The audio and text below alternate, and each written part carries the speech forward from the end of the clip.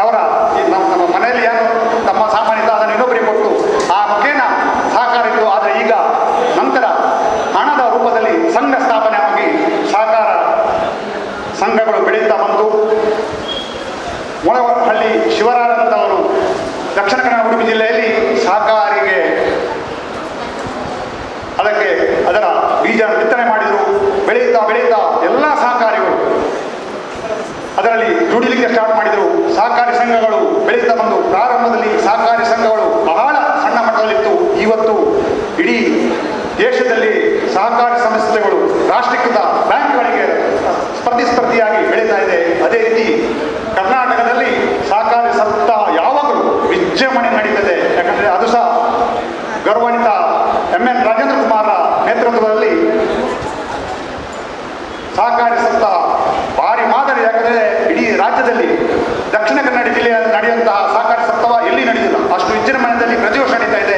ಆದರೆ ಈ ಸಲ ಸಹ ವಿಜೃಂಭಣೆ ಮೊನ್ನೆ ನಡೆಯಿತು. ಆದರೆ ಯಾವಾಗ ನಡೆಯುವಂಥ, ಯಾಕಂದರೆ ಮಾದರಿಯಾಗಿ ನಡೆಯುವಂಥ ಆಗ ಈ ಸಲ ಅಷ್ಟಾಗಲಿಲ್ಲ. ಯಾಕಂದರೆ ಕೊರೋನಾದ ಒಂದು ಸಮಸ್ಯೆಯಿಂದಾಗಿ ಜನ ಜಾಸ್ತಿ ಸೇರಿಸಲಿಕ್ಕಾಗಲಿಲ್ಲ.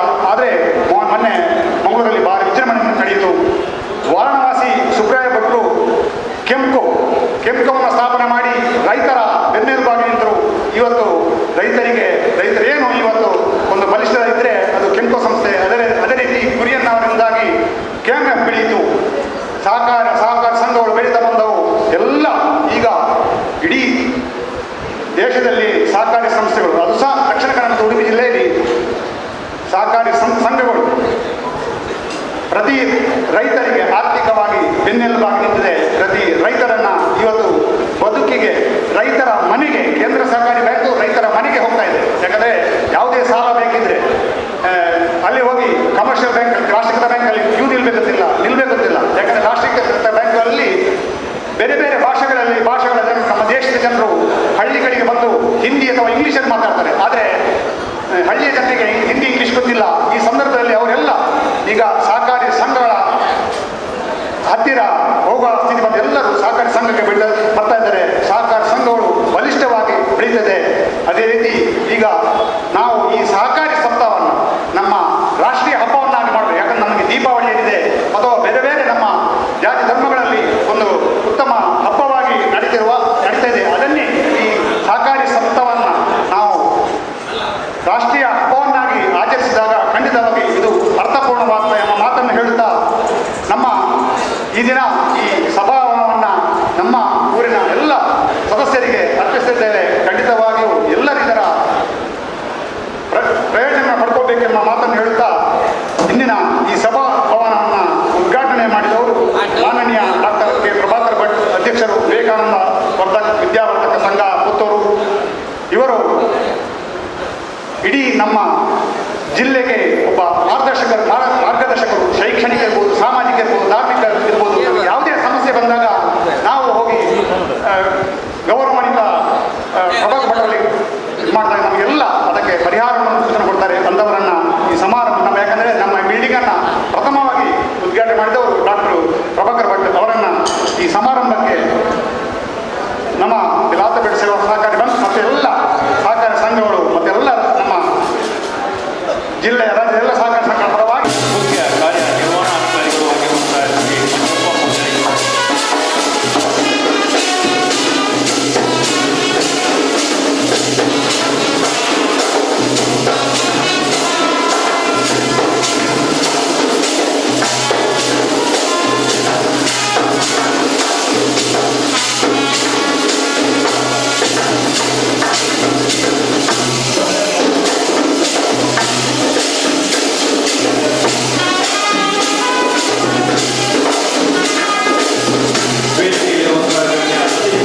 ಇಲಾಖೆ ವ್ಯವಸಾಯ ಸೇವಾ ಸಹಕಾರಿ ಸಂಘದ ವತಿಯಿಂದ ನಡೀತಾ ಇರುವಂಥ 2 ಕಾರ್ಯಕ್ರಮ.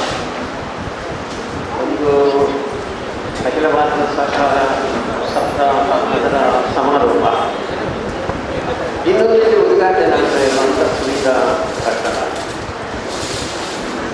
ಅದರ ಕಾರ್ಯಕ್ರಮದ ಅಧ್ಯಕ್ಷತೆಯನ್ನು ವಹಿಸಿದಂಥ ನನ್ನ ಆತ್ಮೀಯರು ಸಹಕಾರಿ ರತ್ನ ರಾಜ ಇಂದ್ರ ಸಹಕಾರಿ ಕ್ಷೇತ್ರದಲ್ಲಿ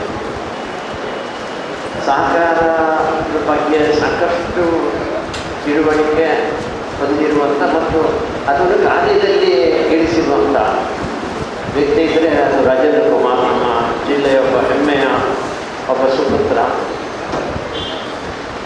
ಅದೇ ರೀತಿ ವೇದಿಕೆ ಮೇಲೆ ಇರೋದೆಲ್ಲ ಬೇರೆ ಬೇರೆ ಕ್ಷೇತ್ರಗಳಲ್ಲಿ ಸರ್ಕಾರಿ ಕ್ಷೇತ್ರದಲ್ಲಿ ಕೆಲಸ ಮಾಡ್ತಾ ಇರುವಂಥ ಇದ್ದರೆ ಎದುರುಗಡೆ ಇರುವಂಥ ಎಲ್ಲ ಸರ್ಕಾರಿ ಗುಂಪುಗಳೇ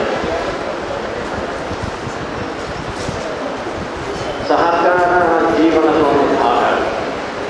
ದೇಹದಲ್ಲಿರುವಂಥ ಬೇರೆ ಬೇರೆ ಅಂಗಗಳು ಒಂದಕ್ಕೊಂದು ಹೊಂದಾಣಿಕೆಯಿಂದ ಸಹಕಾರದಿಂದಿದ್ದರೆ ದೇಹ ಚೆನ್ನಾಗಿರುತ್ತೆ. ಅದೇ ರೀತಿ ಸಮಾಜದಲ್ಲಿ ಇರುವಂಥ ಬೇರೆ ಬೇರೆ ವ್ಯಕ್ತಿಗಳು ಒಟ್ಟಾಗಿ ಸೇರಿ ಸರ್ವರಿಗೂ ಸಮಪಾಲು ಸರ್ವರಿಗೂ ಸಮಪಾಲು ಅಂತ ಆ ರೀತಿ ಯೋಚನೆ ಮಾಡಿ ಸರ್ಕಾರದ ಪ್ರಾರಂಭ ಆಯಿತು. ಅದರದ್ದು ಪತ್ರಿಕೆ ಓದಿದೆ. 1904ನೇ ಇಸ್ವಿಯಲ್ಲಿ ಸಹಕಾರಿ ಕ್ಷೇತ್ರ ಪ್ರಾರಂಭ ಆಯಿತು ಅಂತ. ಯಾರು ಕೇಳಿದರೆ ಒಬ್ಬರು ಗದಗ ಜಿಲ್ಲೆಯ ಕಣಗಿನಹಾಳ ಗ್ರಾಮದ ಸಿದ್ದಣ್ಣಗೌಡ ಸಣ್ಣ ರಾಮಣ್ಣಗೌಡ ಪಾಕಿ ಅವರನ್ನು ಅಖಿಲ ಭಾರತ ಸಹಕಾರಿ ರಂಗದ ಭೀಷ್ಮ ಅಂತ ಹೇಳ್ತಾರೆ. ಅವರಿಂದ ಇಡೀ ದೇಶದಲ್ಲಿ ಪ್ರಾರಂಭ ಆಯಿತು ಅಂತ. ಇದನ್ನು ಭಾರಿ ದೊಡ್ಡ ಶಕ್ತಿ ಕೊಟ್ಟಂಥವರು ಅಲ್ಲಿ ಮೊಳಹಳ್ಳೀಶ್ವರ. ಇವತ್ತು ದಕ್ಷಿಣ ಕನ್ನಡ ಜಿಲ್ಲೆ ಸಹಕಾರಿ ರಂಗದಲ್ಲಿ ಭಾರಿ ಮುಂದುವರಿದಂಥ ಒಂದು ಜಿಲ್ಲೆ. ಒಟ್ಟು 114 ವರ್ಷಗಳ ಹಿಂದೆ ಒಂದು ಕಡೆಯಲ್ಲಿ ಪ್ರಾರಂಭ ಆಗಿರೋದು. ಈಗ ಸುಮಾರು 6 ಲಕ್ಷ ಗ್ರಾಮಗಳಲ್ಲಿ ಈ ರೀತಿಯ ಸಹಕಾರಿ ಸಂಘಗಳು ಕೆಲಸ ಮಾಡ್ತಾರೆ. ಪ್ರಾರಂಭದ ಹಂತದಲ್ಲಿ ರೈತರಿಗೋಸ್ಕರ ಅವರ ವಸ್ತುಗಳನ್ನು ಖರೀದಿ ಮಾಡಿ ಹಣ ಕೊಡ್ತಾ ಇದ್ದದ್ದು ಅಥವಾ ಅದೇ ರೀತಿ ವಸ್ತುಗಳನ್ನು ಕೊಡ್ತಾ ಇದ್ದಂಥ ಹಂತದಲ್ಲಿ ಪ್ರಾರಂಭದ ದಿನಗಳು ಕಳೆದರೆ, ಮುಂದಿನ ದಿನಗಳಲ್ಲಿ ಒಟ್ಟು ಆ ಗ್ರಾಮದ ವ್ಯಕ್ತಿಗಳ ಎಲ್ಲ ಸಮಸ್ಯೆಗಳಿಗೆ ಉತ್ತರ ಕೊಡ್ತಾರೆ. ಅದು ಆರ್ಥಿಕ ಇರ್ಬೋದು, ಆರೋಗ್ಯ ಇರ್ಬೋದು, ಶಿಕ್ಷಣ ಇರ್ಬೋದು, ಈ ಎಲ್ಲ ಕ್ಷೇತ್ರಗಳಲ್ಲಿ ಅದಕ್ಕೆ ಹೇಳ್ತಾರೆ 7 ಬಣ್ಣಗಳಿದೆ. ಇದರಲ್ಲಿ 7 ದಿಕ್ಕಿನಲ್ಲಿ ಯೋಚನೆ ಮಾಡುವಂಥ ಸಪ್ತ ಸ್ವರಗಳು ಉಂಟು, ಸಪ್ತ ಬಣ್ಣಗಳು ಉಂಟು. ಆ ರೀತಿ ಎಲ್ಲ ಕ್ಷೇತ್ರಗಳಲ್ಲಿ ಒಂದು ಗ್ರಾಮದಲ್ಲಿ ಒಂದು ಸಹಕಾರಿ ಕ್ಷೇತ್ರ ಕೆಲಸ ಮಾಡ್ತಾ ಇದೆ ಅಂದರೆ ಆ ಜನಗಳಿಗೆ ಯಾವುದೇ ಸಮಸ್ಯೆ ಬಾರದ ಹಾಗೆ, ಅವರೆಲ್ಲ ಸಮಸ್ಯೆಗಳಿಗೆ ಉತ್ತರ ಕೊಡುವ ಹಾಗೆ ಕೆಲಸ ಮಾಡ್ತಾ ಇರೋದು ಸಹಕಾರಿ ಕ್ಷೇತ್ರ. ಬ್ಯಾಂಕುಗಳಿದೆ, ಅದು ಸಾಲ ಕೊಡುತ್ತೆ. ಆದರೆ ಅದಕ್ಕೆ ಕಠಿಣವಾದಂಥ ಕಾನೂನಿನ ವ್ಯವಸ್ಥೆಗಳಿರ್ತದೆ. ಸಹಕಾರಿ ರಂಗ ಹಾಗಲ್ಲ. ಸಹಕಾರಿ ರಂಗದಲ್ಲಿ ಸುಲಭದಲ್ಲಿ ನನಗೆ ಎಲ್ಲ ವ್ಯವಸ್ಥೆಗಳು ಸಹಕಾರಿ ರಂಗ ಮಾಡಿಕೊಟ್ಟಿದೆ. ಅದಕ್ಕೆ ಜನಸಾಮಾನ್ಯರ ಜೊತೆಯಲ್ಲಿ ಇರುವುದು ಯಾವುದು ಅಂತ ಹೇಳಿ ಎಲ್ಲಕ್ಕಿಂತ ಹೆಚ್ಚು ಜನಸಾಮಾನ್ಯರ ಜೊತೆಯಲ್ಲಿ ಇರುವಂಥದ್ದು ಸಹಕಾರಿ ಕ್ಷೇತ್ರ. ಅದಕ್ಕೋಸ್ಕರ ಸಾಕ್ಷಾತ್ ಸಹಕಾರಿ ಕ್ಷೇತ್ರ ಹೆಚ್ಚೆಚ್ಚು ಬೆಳೆದಷ್ಟು, ಚೆನ್ನಾಗಿ ಬೆಳೆದಷ್ಟು ಅದು ಗ್ರಾಮಸ್ಥರ ಜೀವನ ಚೆನ್ನಾಗಿ ಆಗಿರ್ತಾರೆ. ಸುಮಾರು ಒಂದು ತಿಂಗಳ ಹಿಂದೆ ಈ ಹೊಸ ಕಟ್ಟಡ ಉದ್ಘಾಟನೆ ಆಯಿತು. ಈಗ ಮತ್ತೆ 1.5 ಕೋಟಿ ರೂಪಾಯಿ ಖರ್ಚು ಮಾಡಿ ಈ ಸುವಿಧಾ ಒಂದು ಕಟ್ಟಡ ಅದು ನಿರ್ಮಾಣಕ್ಕೆ ಅತಿ ಸುಂದರವಾದಂಥ ಕಟ್ಟಡ. ಸುಮಾರು 150-200 ಜನರಿಗೆ ಕೂತ್ಕೊಂಡು ಬೇರೆ ಬೇರೆ ರೀತಿಯ ಕಾರ್ಯವನ್ನು ಮಾಡಲಿಕ್ಕೆ, ಕಾರ್ಯಕ್ರಮವನ್ನು ಮಾಡಲಿಕ್ಕೆ ಅನುಕೂಲವಾದಂಥ ಒಂದು ವ್ಯವಸ್ಥೆಯನ್ನು ಲಕ್ಷ್ಮೀನಾರಾಯಣರ ನೇತೃತ್ವದಲ್ಲಿ ಇಲ್ಲಿ ಎಲ್ಲ ಜನ ಸೇರಿ, ನಾನು ಅದಕ್ಕೆ ಸಹಕಾರಿ ಕ್ಷೇತ್ರ ಅಂದರೆ ಎಲ್ಲ ಜನರ ಒಂದು ಸಂಘ ಅಂತ ಒಂದು ತಾವೆಲ್ಲರೂ ಸೇರಿ ಇದನ್ನು ನಿರ್ಮಾಣ ಮಾಡಿದ್ದೀರ. ಈ ಕ್ಷೇತ್ರ ಇನ್ನಷ್ಟು ಬಲಗೊಳ್ಳಲಿ, ಸುತ್ತಮುತ್ತಲಿನ ಜನಕ್ಕೆ ಅವರಿಗೆ ಸಮಸ್ಯೆ ಬಂದಾಗ ಅದಕ್ಕೆ ವೈದ್ಯ ಯಾರು ಅಂತ ಕೇಳಿದರೆ ಅದು ಫಿಲಾಂಥ್ರೋಪಿಕ್ ಸಹಕಾರಿ ಸಂಸ್ಥೆ ಅಂತ ಹೇಳುವ ರೀತಿಯಲ್ಲಿ ಬೆಳೀಲಿ. ಎಲ್ಲರಿಗೂ ಶುಭವಾಗಲಿ. ಬನ್ನಿ. ಶುಭ ಸಂದರ್ಭದಲ್ಲಿ ಆದೇಶಿಸುತ್ತೇನೆ ಶ್ರೀಮತಿ ಸೌಮ್ಯತೆ ಇವರನ್ನ ಎಲ್ಲರ ಆಶೀರ್ವಾದಗಳೊಂದಿಗೆ ನಮ್ಮ ಅತಿಥಿಗಳಾಗಿರುವಂತಹ ಶ್ರೀಮತಿ ತ್ರಿವೇಣಿ ರಾವ್ ಹಾಗೂ ಸಂಪನ್ಮೂಲ ವ್ಯಕ್ತಿಗಳು ಆಗಿರುವಂತಹ ಶ್ರೀಮತಿ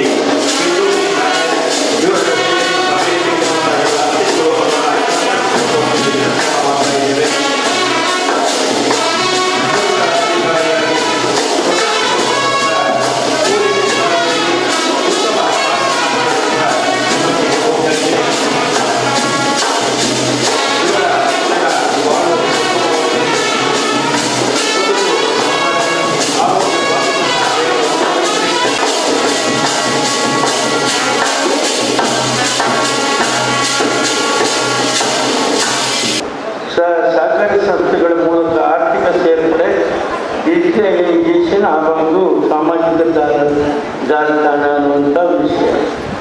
ನಾವು ಸಹಕಾರಿ ಕ್ಷೇತ್ರದಲ್ಲಿ ನಮ್ಮ ಜಿಲ್ಲೆ, ನಾನು ಬೇರೆ ಜಿಲ್ಲೆ ಬಗ್ಗೆ ಹೇಳುವುದಿಲ್ಲ, ಅವಿಭಜಿತ ದಕ್ಷಿಣ ಕನ್ನಡ ಜಿಲ್ಲೆ ಸಹಕಾರಿ ಕ್ಷೇತ್ರದಲ್ಲಿ ಅದು ಕೂಡ ಒಂದು ಕೊರೋನಾದ ಅವಧಿಯಲ್ಲಿ ಎಲ್ಲ ಜನರ ಅಗತ್ಯತೆಗಳನ್ನು ಪೂರೈಸಿದಂಥ ಒಂದು ರಾಜ್ಯದಲ್ಲಿ ಒಂದು ಜಿಲ್ಲೆ ಇದೆ ನಮ್ಮ ಅವಿಭಜಿತ ದಕ್ಷಿಣ ಕನ್ನಡ ಜಿಲ್ಲೆ ಇದೆ. ಅದೇ ರೀತಿಯಾಗಿ ಕೊರೋನಾದಲ್ಲಿ ಕೆಲಸ ಮಾಡುವಂಥ ನಮ್ಮ ಕೊರೋನಾ ಏನು ಆಶಾ ಕಾರ್ಯಕರ್ತರಿದ್ದಾರೆ ಅವರನ್ನು ಮೊದಲಿಗೆ ಗುರುತಿಸಿದಂಥ ಜಿಲ್ಲೆ ಇದ್ದರೆ ನಮ್ಮ ಜಿಲ್ಲೆ. ಹೀಗೆ ಪ್ರತಿಯೊಂದು ಕ್ಷೇತ್ರದಲ್ಲಿಯೂ ಕೂಡ ನಾವು ನಮ್ಮದೇ ಆದಂಥ ಸರ್ಕಾರಿ ಕ್ಷೇತ್ರದಲ್ಲಿ ನಮ್ಮದೇ ಆದಂಥ ಒಂದು ಜಾಬನ್ನು ಮಾಡಿಕೊಂಡಿದ್ದೇವೆ. ಇವತ್ತು ಆರ್ಥಿಕ ಸ್ಪಂದನ ಅನ್ನುವಂಥ ಒಂದು ಕಾರ್ಯಕ್ರಮವನ್ನು ಹಾಕಿಕೊಂಡು ಬೀದಿ ಬದಿ ವ್ಯಾಪಾರಿ ಇರ್ಬೋದು, ಕಷ್ಟದಲ್ಲಿರುವವರು ಇರ್ಬೋದು, ಯಾರಿಗೆ ಬೇಕಾದರೂ ನಾವು ಆರ್ಥಿಕ ಸ್ವಾವಲಂಬನೆ ನೀಡಿ ಅವರ ಜೀವನವನ್ನು ಸ್ವಾವಲಂಬಿ ಜೀವನವನ್ನಾಗಿ ಮಾಡಲಿಕ್ಕೆ ಕೆಲಸ ಮಾಡಿದ್ದಿದ್ರೆ ಅದು ಸಹಕಾರಿ ಕ್ಷೇತ್ರ ಅಂತ ಹೇಳಲಿಕ್ಕೆ ಬಯಸ್ತಾರೆ. ಡಿಜಿಟಲೈಸೇಷನ್ ಬಗ್ಗೆ ಹೇಳೋದಾದರೆ ನಮ್ಮ ಜಿಲ್ಲೆಯಲ್ಲಿ ಎಲ್ಲ ಜಿಲ್ಲೆಗಳಿಗಿಂತ ಮೊದಲನೇದಾಗಿ ನಾವು ಕಂಪ್ಯೂಟರೈಸೇಷನ್ ಮಾಡಿಕೊಂಡು ಈಗ ನೇರವಾಗಿ ಕಾಮನ್ ಸಾಫ್ಟ್ವೇರ್ ಅಳವಡಿಸಿಕೊಂಡು ಆನ್ಲೈನ್ನಲ್ಲಿ ಕೆಲಸ ಮಾಡುವಂಥ ವ್ಯವಸ್ಥೆಗೆ ಕೂಡ ಬಂದಿದೆ. ಸಹಕಾರಿ ಸಂಸ್ಥೆಗಳು ಜಾಲತಾಣದಲ್ಲಿ ಸಾಮಾಜಿಕ ಜಾಲತಾಣದಲ್ಲಿ ಕೂಡ ಒಳ್ಳೆಯ ರೀತಿಯಲ್ಲಿ ಕೆಲಸ ಮಾಡ್ತಾ ಇದೆ. ನಾನು ದೇವರಲ್ಲಿ ಪ್ರಾರ್ಥಿಸುವುದು, ನಾವೆಲ್ಲ ಇಲ್ಲಿ ಒಂದು ಮುಖವಾಡವನ್ನು ಹಾಕಿಕೊಂಡು ಸೇರುವಂಥ ದಿವಸ ಇದೆ. ಇಡೀ ಜಗತ್ತೇ ಮುಖವಾಡವಿಲ್ಲದೆ ಹೋದರೆ ಪೊಲೀಸ್ನವರು 100 ರೂಪಾಯಿ 500 ರೂಪಾಯಿ, ಇವತ್ತು ಡೆಲ್ಲಿಯಲ್ಲಿ 1,000 ರೂಪಾಯಿ ಫೈನ್ ಹಾಕುವಂಥ ದಿವಸ. ನಾನು ದೇವರಲ್ಲಿ ಬೇಡುವುದು, ನಾವೆಲ್ಲರೂ ಆದಷ್ಟು ಬೇಗನೆ ಮುಖವಾಡವಿಲ್ಲದೆ ಬದುಕುವಂಥ ದಿವಸ ಭಗವಂತನು ನಾವು ನೀವು ನಂಬುವ ಭಗವಂತನಲ್ಲಿ ಪ್ರಾರ್ಥನೆ ಮಾಡ್ತೀವಿ.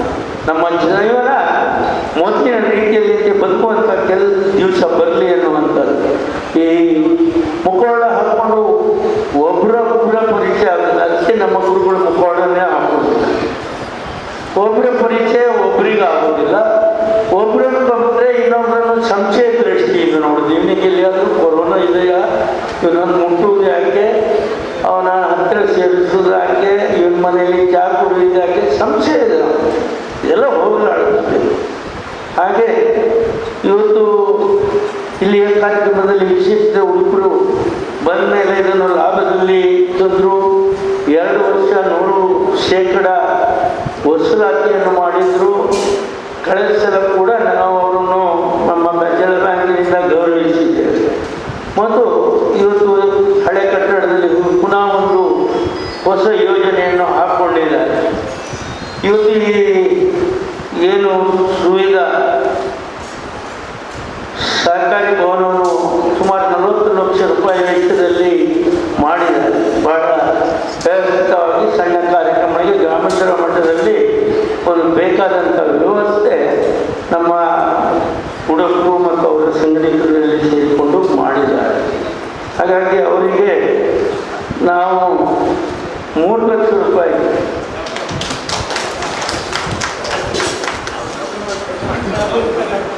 ಆಯ್ತು 5 ಲಕ್ಷ ರೂಪಾಯಿಯನ್ನು ನಾವು ನೀಡ್ತಾ ಇದ್ದೇವೆ. ವಿಶೇಷವಾಗಿ ಸಹಕಾರಿ ಕ್ಷೇತ್ರದ ಬಗ್ಗೆ, ನಮ್ಮ ಜಿಲ್ಲೆಯ ಸಹಕಾರಿ ಕ್ಷೇತ್ರದ ಬಗ್ಗೆ ಹೇಳುವುದಾದರೆ, ನಮ್ಮ ಕರ್ನಾಟಕ ರಾಜ್ಯ ಇರ್ಬೋದು, ದೇಶದ ಯಾವುದೇ ಜಿಲ್ಲೆಗಳಿರ್ಬೋದು, ರೈತರ ಆತ್ಮಹತ್ಯೆ ಅನ್ನುವಂಥದ್ದನ್ನು ನಾವು ನೋಡ್ತಾ ಇದ್ದೇವೆ. ನಮ್ಮ ದಕ್ಷಿಣ ಕನ್ನಡ ಜಿಲ್ಲೆಯಲ್ಲಿ ಒಬ್ಬನೇ ಒಬ್ಬ ರೈತ ಆತ್ಮಹತ್ಯೆ ಮಾಡಿದ್ದಾನೆ ಅನ್ನುವಂಥದ್ದು ಆರ್ಥಿಕ ಸ್ವಾವಲಂಬನೆಯಿಂದಾಗಿ ಮಾಡಿದ್ದಾನೆ ಅನ್ನುವಂಥದ್ದಿಲ್ಲ. ರೈತ ಆತ್ಮಹತ್ಯೆ ಮಾಡದಂಥ ಒಂದು ಜಿಲ್ಲೆ ಇದ್ದರೆ ಅದು ನಮ್ಮ ಅವಿಭಜಿತ ದಕ್ಷಿಣ ಕನ್ನಡ ಜಿಲ್ಲೆ. ಇದಕ್ಕೆ ಕಾರಣ ಗ್ರಾಮಾಂತರ ಮಟ್ಟದಲ್ಲಿರುವಂಥ ಪ್ರಾಥಮಿಕ ಪತ್ತಿನ ಸಹಕಾರಿ ಇರ್ಬೋದು, ಅವರ ಸಂಘಗಳ ಜೊತೆ ಬೇರೆ ಬೇರೆ ಕೃಷಿ ಪತ್ತಿನ ಸಂಘಗಳು ಎಲ್ಲರೂ ನಮ್ಮ ಜನರಿಗೆ ಬೇಕಾಗುವಷ್ಟು ಆರ್ಥಿಕ ಇದು ವ್ಯವಸ್ಥೆಯನ್ನು ಮಾಡಿರುವುದರಿಂದ ಇವತ್ತು ರೈತ ಆತ್ಮಹತ್ಯೆ ಮಾಡಿಲ್ಲ. ಈ ಕೊರೋನಾ ಸಮಯದಲ್ಲಿ ನಾನು ಹೇಳ್ತಾ ಇದ್ದೀನಿ, ಕೊರೋನಾ ಸಮಯದಲ್ಲಿ ಎಲ್ಲ ಆರ್ಥಿಕ ಸಂಸ್ಥೆಗಳು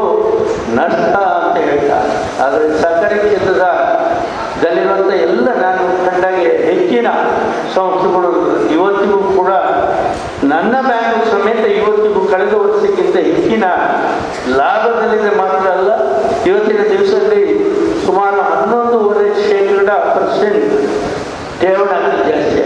ಇದು ಜನರಲ್ಲಿ ಸಹಕಾರಿ ಕ್ಷೇತ್ರದ ಮೇಲೆ ಇರುವಂಥ ಒಂದು ವಿಶ್ವಾಸವನ್ನು ನಾವು ಎತ್ತಿ ತೋರಿಸ್ತಾ ಇದ್ದೀವಿ.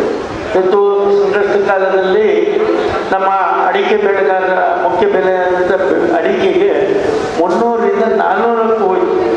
ಇದಕ್ಕೆ ಕಾರಣ ಬೇರೆ ಬೇರೆ ಕಡೆಯಿಂದ ಕರ್ನಾಟಕದಲ್ಲಿ ಬಂದ ಬರ್ಮಾದಿಂದ ಇರ್ಬೋದು, ನೇಪಾಳದಿಂದ ಗಡಿಯಲ್ಲಿ ಬರುವಂಥ ಅಡಿಕೆ ಬಾರದೇ ಇರೋದ್ರಿಂದ ನಮ್ಮ ಜಿಲ್ಲೆಯ ಅಡಿಕೆಗೆ ಒಳ್ಳೆ ಧಾರಣೆ ಸಿಗುತ್ತೆ. ಹಾಗಾಗಿ ನಮ್ಮ ಕೃಷಿಕರು ಇನ್ನಷ್ಟು ಬಲಾಢ್ಯ ಆಗಿದ್ದಾರೆ. ಅವರಿಗೆ ಎಕರೆಗೆ 80,000 ಕೊಟ್ಟಿದ್ದನ್ನು 1 ಲಕ್ಷಕ್ಕೆ ನಾವು ಎಕರೆಗೆ ಸಾಲ ಕೊಡೋದನ್ನು ಹೇಳಿಸಿದೆ. ಅದು ಕೂಡ ಮಾಡ್ತಾ ಇದ್ದೀವಿ. ಅಂದರೆ ಗ್ರಾಮಾಂತರ ಮಟ್ಟದಲ್ಲಿರುವಂಥ ರೈತರು ಕೂಡ ಬಹಳ ಅವರ ಜೀವನ ಸುಖಮಯಬೇಕು ಅನ್ನುವಂಥ ದೃಷ್ಟಿಕೋನದಿಂದ ನಾವು ಮಾಡ್ತಾ ಇದ್ದೀವಿ. ಇವತ್ತು ನಾವು ಸಹಕಾರಿ ಕ್ಷೇತ್ರದ ಬಗ್ಗೆ ಹೇಳೋದಾದರೆ ನಾವು ರಸಗೊಬ್ಬರವನ್ನು ಮಾಡ್ತಾ ಇದ್ದೇವೆ, ಆಹಾರ ಸಾಮಗ್ರಿಯನ್ನು ಮಾಡ್ತಾ ಇದ್ದೇವೆ. ಅದರ ಜೊತೆಗೆ ಇವತ್ತು ದೇಶದಲ್ಲಿ ಪ್ರಥಮವಾಗಿ ನಾನು ಎಲ್ಲ ಕಡೆ ಹೇಳ್ತಾ ಇದ್ದೇನೆ, ಯಾಕೆ ಹೇಳಿದರೆ ಜನರಿಗೆ ಉಪಯೋಗ ಹೋಗುವಂತಹ ಒಂದು ಕೆಲಸವನ್ನು ನಾವು ಸಹಕಾರಿ ಕ್ಷೇತ್ರದಲ್ಲಿ ಮಾಡ್ತಾ ಇದ್ದೇವೆ.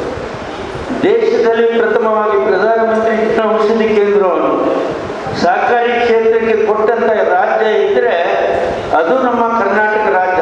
ನಮ್ಮ ರಾಸಾಯನಿಕ ಗೊಬ್ಬರಗಳ ಸಚಿವರಾದಂಥ ಸದಾನಂದ ಗೌಡ ಅವರು ದೇಶದಲ್ಲಿ ಪ್ರಥಮವಾಗಿ ನಮ್ಮ ರಾಜ್ಯ ಸಹಕಾರ ಮಾರಾಟ ಮಂಡಲಕ್ಕೆ ಅದರ ರಾಜ್ಯ ಏಜೆನ್ಸಿಯನ್ನು ನೀಡಿದ್ದಾರೆ. ಇದರಿಂದ ಲಾಭ ಏನು ಅನ್ನುವಂಥದ್ದನ್ನು ನಾವು ತೆಗೆದುಕೊಳ್ಬೋದು. ಒಬ್ಬನಿಗೆ ತಿಂಗಳಿಗೆ 5,000 ರೂಪಾಯಿ ಮದ್ದಿಗೆ ಬೇಕಾಗಿದ್ದರೆ ಜನೌಷಧಿಯನ್ನು ಉಪಯೋಗಿಸಿದರೆ ಬರೀ 500 ರೂಪಾಯಿ ಸಾಕು. ಮೊನ್ನೆ ನಾವು 6ನೇ ತಾರೀಕಿನಲ್ಲಿ ವರ್ಚುವಲ್ ಉದ್ಘಾಟನೆ ಮಾಡುವಾಗ ಒಬ್ಬ ವ್ಯಕ್ತಿ ಬಂದು ಒಂದು ಪತ್ರವನ್ನು ತಂದುಕೊಟ್ಟರು. ನನ್ನ ತಂದೆಗೆ ತಿಂಗಳಿಗೆ 5,000 ರೂಪಾಯಿ ಖರ್ಚಾಗ್ತಿತ್ತು, ಇವತ್ತು ಬರೀ 500 ರೂಪಾಯಿಯಲ್ಲಿ ಜನರಿಕ್ ಔಷಧಿಯಿಂದ ನನ್ನ ತಂದೆ ಮದ್ದನ್ನು ತರಿಸ್ತಾ ಇದ್ದೇನೆ.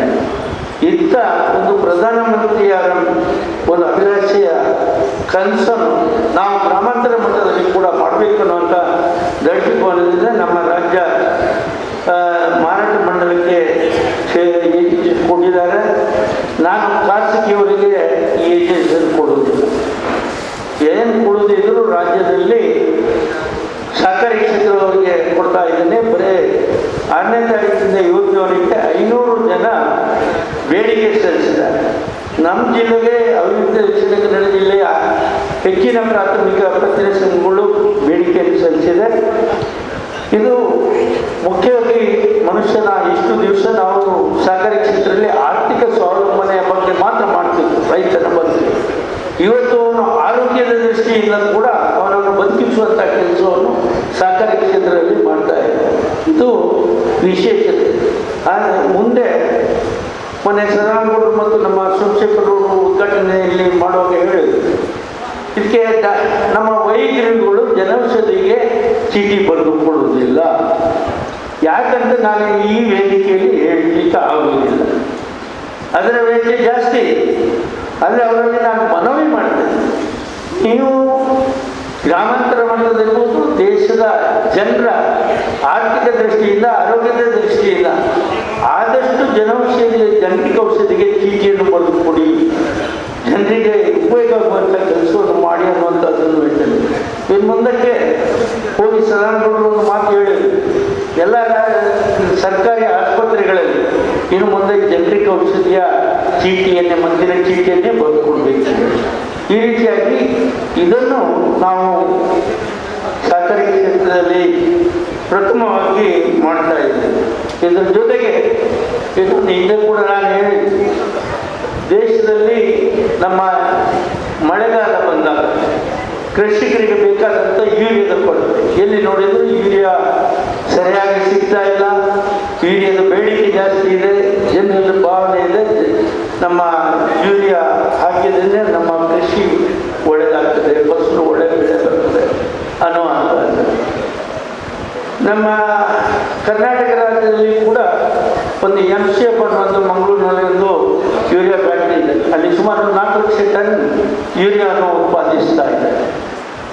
ನಾನು ಹೀಗೆ ಒಂದು ಚಿಂತನೆ ಮಾಡಿ ಸಹಕಾರಿ ಕ್ಷೇತ್ರದಲ್ಲಿ ಯಾಕೆ ಈ ಯೂರಿಯಾ ಫ್ಯಾಕ್ಟ್ರಿಯನ್ನು ಮಾಡಬಾರ್ದು ಅನ್ನುವಂಥದ್ದನ್ನು ಬಿಟ್ಟಾಗ ನನಗೆ ಕೇಂದ್ರದಿಂದ ಅನುಮತಿ ದೊರೆತಿದೆ. ಮಹಾಮಂಡಲಕ್ಕೆ ಸುಮಾರು 12.5 ಲಕ್ಷ ಟನ್ನಿನ ಯೂರಿಯಾ ಫ್ಯಾಕ್ಟ್ರಿಯನ್ನು ಹರಿಹರದ ಒಂದು ಗ್ರಾಮಾಂತರ ಹರಿಹರದ ಬಳಿ ಸುಮಾರು 300 ಎಕರೆ ಜಾಗವನ್ನು ಸರ್ಕಾರ, ರಾಜ್ಯ ಸರ್ಕಾರ ಕೊಡುವ ಒಂದು ವಾಗ್ದಾನ ಮಾಡಿದೆ. ಇದರ ಜೊತೆಗೆ ಅಲ್ಲೇ ಗ್ಯಾಸ್ ಪೈಪ್ಲೈನ್ ಹಾಗೂ ನೀರಿನ ವ್ಯವಸ್ಥೆ ಇರುವುದರಿಂದ ಅಲ್ಲಿ ಸ್ಥಾಪನೆ ಮಾಡುವಂಥ ಉದ್ದೇಶ ಕೂಡ ಇದೆ. ಅದಕ್ಕೆ ತಮ್ಮೆಲ್ಲರ ಸಹಕಾರಿ ಕ್ಷೇತ್ರದ ಸಹಕಾರ ಕೂಡ ಅಗತ್ಯ ಇದೆ. ಇವತ್ತು ಹಿಂದೆ ಎಲ್ಲ ಯೂರಿಯಾ ಮಾಡಬೇಕಿದ್ರೆ ಬೇರೆ ಬೇರೆ ಕೆಮಿಕಲನ್ನು ಉಪಯೋಗ ಮಾಡ್ತೀವಿ. ಇವತ್ತಿನ ದಿವಸದಲ್ಲಿ ಯೂರಿಯಾಗೆ ಗ್ಯಾಸ್ ಮತ್ತು ನೀರು ಎರಡಿದ್ದರೆ ಯೂರಿಯಾ ಉತ್ಪಾದನೆಗೆ, ಅಮೋನಿಯಾ ಉತ್ಪಾದನೆ ಆಗಿ ಯೂರಿಯಾ ಉತ್ಪಾದನೆ ಮಾಡಲಿಕ್ಕೆ ಆಗ್ತಾ ಇದೆ. ಹಾಗಾಗಿ ಅದರ ಜೊತೆಗೆ ನಾವೀಗ ಟೆಕ್ನಾಲಜಿ, ಜಪಾನಿನ ಟೆಕ್ನಾಲಜಿ ಉಪಯೋಗಿಸಿಕೊಂಡು ಹೊಸ ತಂತ್ರಜ್ಞಾನದೊಂದಿಗೆ ಇನ್ನೂ ಕಡಿಮೆ ವೆಚ್ಚದಲ್ಲಿ ಈ ಯೂರಿಯಾವನ್ನು ಉತ್ಪಾದಿಸುವಂಥ ಒಂದು ದೊಡ್ಡ ಕೆಲಸಕ್ಕೆ ಕೈ ಹಾಕ್ತಾ ಇದ್ದೇವೆ. ಮಾರಾಟ ಮಹಾಮಂಡಲ ಮತ್ತೆ ತಮ್ಮೆಲ್ಲರ ಒಂದು ತಮ್ಮೆಲ್ಲರ ನಮಗೆ ಸಹಾಯ ಹಸ್ತ ನೀಡಬೇಕು ಅಂತಲೂ ಕೇಳ್ತಾ ಇದ್ದೀನಿ. ಇವತ್ತು ನಾವೆಲ್ಲ ಹೇಳ್ತಾ ಇದ್ದೇವೆ, ನಮ್ಮ ಜಿಲ್ಲೆಯ ಅವಿಭಜಿತ ದಕ್ಷಿಣ ಕನ್ನಡ ಜಿಲ್ಲೆಯ ಸಹಕಾರಿ ಕ್ಷೇತ್ರ ಅತ್ಯಂತ ಶ್ರೇಷ್ಠವಾಗಿ ಕೆಲಸ ಮಾಡಲಿಕ್ಕೆ ಕಾರಣ ಇಲ್ಲಿ ಹೆಚ್ಚಾಗಿ ರಾಜಕೀಯವನ್ನು ಸಹಕಾರಿ ಕ್ಷೇತ್ರದಲ್ಲಿ ತರುವುದಿಲ್ಲ. ಅದರಿಂದಾಗಿ ನಾವು ರಾಜಕೀಯ ಮಾಡೋದಿಲ್ಲ ಅಂತ ನಾವು ಹೇಳೋದಿಲ್ಲ, ಮಾಡಿದ್ರು ಅದು ಚುನಾವಣೆ ಸಮಯದಲ್ಲಿ ಮಾತ್ರ, ಆಮೇಲೆ ಮಾಡೋದು. ಹಾಗಾಗಿ ಈ ನಮ್ಮ ಜಿಲ್ಲೆಯ ಸಹಕಾರಿ ಕ್ಷೇತ್ರಕ್ಕೆ ಹೆಚ್ಚಿನ ಒಂದು ವಿಶೇಷತೆ ಇದೆ ಅನ್ನುವಂಥದ್ದನ್ನು ಹೇಳ್ಕೊಂಡು, ಇನ್ನು ನಮ್ಮ ನವೋದಯ ಸೀರೆ ನಮ್ಮ ಅಂದ್ಕೊಂಡು ಮುಂದೆ ಕೂತಿದ್ದಾರೆ. ಅವ್ರ ಬಗ್ಗೆ ಹೇಳಿದರೆ ಕೊರೋನಾ ಸಮಯದಲ್ಲಿ ನಾವು ಸಂಕಷ್ಟದಲ್ಲಿದ್ದಾಗ ಅವರಿಗೆ ಬೇಕಾದಂಥ ಎಲ್ಲ ಸಾಲ ಸೌಲಭ್ಯವನ್ನು ನೀಡುವಂಥ ಕೆಲಸವನ್ನು ಮಾಡಿದ್ದೇವೆ. ಇವತ್ತು ರಾಜ್ಯ ಸರ್ಕಾರ ಕೂಡ ಅವರಿಗೆ 4% ಸಾಲ ನೀಡುವಂಥ ವ್ಯವಸ್ಥೆ ಇದೆ. ಇಂಥ ಸಂಕಷ್ಟ ಸಮಯದಲ್ಲಿ ನಿಮಗೆ ಹೇಳಲಿಕ್ಕೆ ಬಯಸ್ತಾ ಇದ್ದೀನಿ, ಇವತ್ತು ನಾವು ಯಾವುದೇ ದೇವರ ಹೆಸರಿನಲ್ಲಿ ಮಾಡಲಿಲ್ಲ, ನಿಮ್ಮ ಹೆಸರಿನಲ್ಲಿ ಸಂಘಟನೆ ಮಾಡಿದ್ದೇವೆ, ನಿಮಗಾಗಿ ಮಾಡಿದ್ದೇವೆ, ನಮಗೇನು ಅಲ್ಲ. ಈ ನೀವು ಚಕ್ರ ಬಡ್ಡಿ ಇನ್ನೊಂದು ಬಡ್ಡಿ ಕೊಡಬಾರ್ದು ಅನ್ನುವಂಥ ದೃಷ್ಟಿಕೋನದಿಂದ ಸುಮಾರು 21 ವರ್ಷಗಳಿಂದ ಈ ನವೋದಯನ್ನು ಸ್ಥಾಪಿಸಿ ನಿಮಗೋಸ್ಕರ ಬೇಕಾದಂಥ ವ್ಯವಸ್ಥೆಯನ್ನು ಮಾಡ್ತಾ ಇದ್ದೇವೆ. ಇವತ್ತು ನಾನು ಹೇಳಿದ ಸುಮಾರು 1,000 ಕಳೆದ 2 ತಿಂಗಳಲ್ಲಿ ನವೋದಯ ಹೆಚ್ಚಾಗಿದೆ. ಕಾರಣ ಯಾಕೆ ಹೇಳಿದರೆ, ನಾವು ಯಾರನ್ನು ಸುಲಿಗೆ ಮಾಡಲಿಕ್ಕೆ ಹೋಗುವುದಿಲ್ಲ. ಹಾಗಾಗಿ ನವೋದಯದ ಮೇಲೆ ಅಭಿಮಾನಟ್ಟು ಬಹಳಷ್ಟು ಗುಂಪುಗಳು ಹೊಸದಾಗಿ ಆಗ್ತಾ ಇದೆ. ಹಾಗಾಗಿ ನಿಮಗೂ ಈ ಕೊರೋನಾ ಆದಷ್ಟು ಬೇಗನೆ ಹೋಗಬೇಕು ಅನ್ನೋಂಥ ಪ್ರಾರ್ಥನೆ ನೀವು ಮಾಡಬೇಕು. ಅದು ಕೊರೋನಾ ಹೋದ ಕೂಡಲೇ ನಿಮ್ಗೆಲ್ರಿಗೂ ಹೊಸ ಸಮವಸ್ತ್ರವನ್ನು ಕೂಡ ನೀಡ್ತಾ ಇದ್ದೇನೆ. ಈ ಸಲ ಹೆಚ್ಚಿನವರೆಗೆ 5 ಸಲ ನಿಮಗೆ ಸಮವಸ್ತ್ರವನ್ನು ನೀಡಿದೆ, ಯಾರಿಂದ ₹1 ಕೊಡ್ಕೊಂಡಿಲ್ಲ. ಆದರೆ ಈ ಸಲ ಕೂಡ ಯಾಕಾಗಿ ಹೇಳಿದ್ರೆ, ನೀವೆಲ್ಲ ಪ್ರಾರ್ಥನೆ ಮಾಡಬೇಕು ದೇವರಲ್ಲಿ, ಕೊರೋನಾ ಹೋಗಲಿ, ನಮಗೊಂದು ಸಮವಸ್ತ್ರ ಸಿಗ್ತದೆ, ಹಾಗಾಗಿ ಅಂದರೆ ಕೊರೋನಾ ಹೋಗಲಿ ಅಂತ ಹೇಳಿಕೊಂಡು ನಮ್ಮ ಮಾಧ್ಯಮ ಮಿತ್ರರು ಕೂಡ ಸಹಕಾರಿ ಸಪ್ತಾಹದಲ್ಲಿ ಹೆಚ್ಚಿನ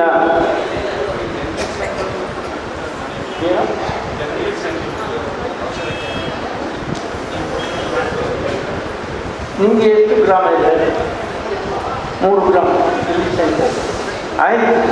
ಇಲ್ಲದೆ ಬಿಟ್ಟು ವ್ಯವಸಾಯ ಸೇವಾ ಸಹಕಾರ ಸಂಘಕ್ಕೂ ಕೂಡ ಜನರಿಕ್ ಔಷಧಿ ಏಜೆನ್ಸಿಯನ್ನು ಹೇಳ್ತಾ ಇದ್ದೇನೆ. ಹೀಗಾಗಿ ನಾನು ಎಲ್ಲ ಕಡೆ ಹೇಳ್ತಾ ಇದ್ದೇನೆ, ಎಲ್ರಿಗೂ ಈಗಾಗಲೇ ಇದು 501ನೇ ನಿಮ್ಮ ಬೇಡಿಕೆ.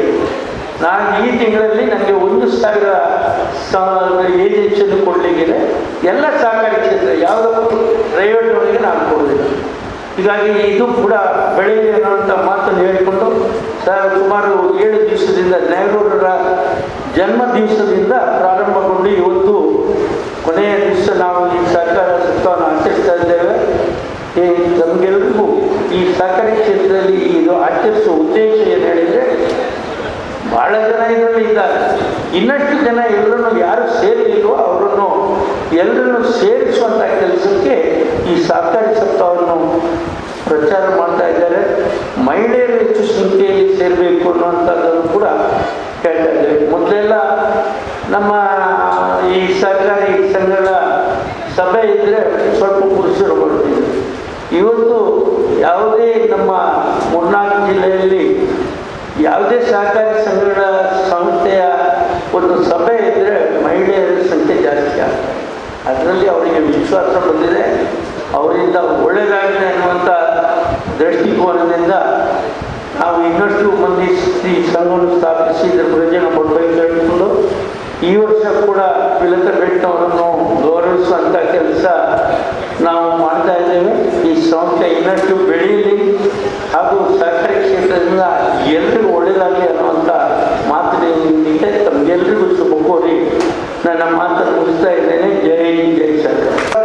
ಗ್ರೇಡ್ 2 ಪಂಚಾಯತ್ ಕಾರ್ಯದರ್ಶಿ ಹುದ್ದೆಗೆ ಪದೋನ್ನತಿ ಹೊಂದಿ ಬೆಟ್ಟದ ತಾಲೂಕಿನ ಮುಂದಾಜೆ, ಮರವಂತಿಗೆ, ಕಲ್ಮಂಜ, ವಿಟ್ಟಬಾಗಿಲು, ಜರಿಯ, ಕುಕ್ಕೇರಿ, ಮಾಲಾಡಿ ಗ್ರಾಮ ಪಂಚಾಯತ್ಗಳಲ್ಲಿ ಸೇವೆ ಸಲ್ಲಿಸಿದ್ದಾರೆ. 2015ರಿಂದ ಗ್ರೇಡ್ 1 ಪಂಚಾಯತ್ ಕಾರ್ಯದರ್ಶಿಯಾಗಿ ಬಡ್ತಿ ಹೊಂದಿ ಕಿರಾತಪೇಟೆ ಗ್ರಾಮ ಪಂಚಾಯತ್ನಲ್ಲಿ ಪ್ರಸ್ತುತ ಕಾರ್ಯನಿರ್ವಹಣೆ ಮಾಡ್ತಾ ಇದ್ದಾರೆ.